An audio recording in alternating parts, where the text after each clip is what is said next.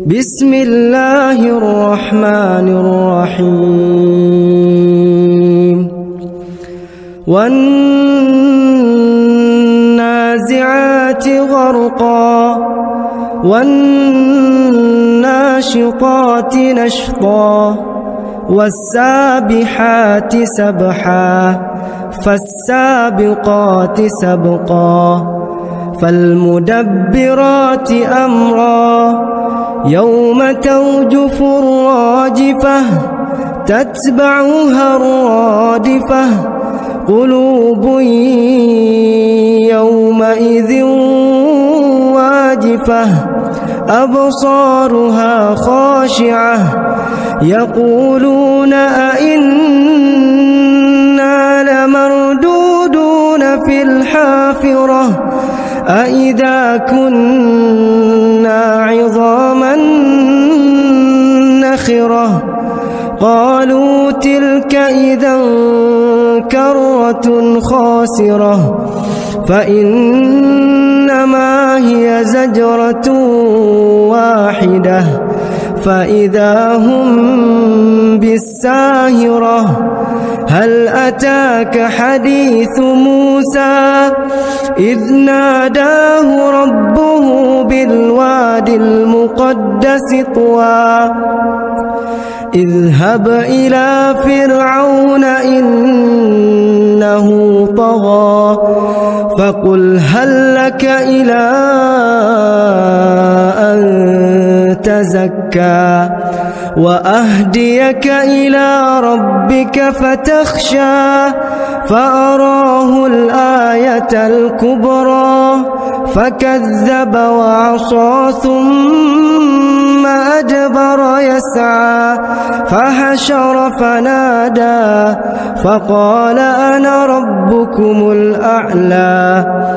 فأخذه الله نكال الآخرة والأولى إن في ذلك لعبرة لمن يخشى أأنتم أشد خلقا أم السماء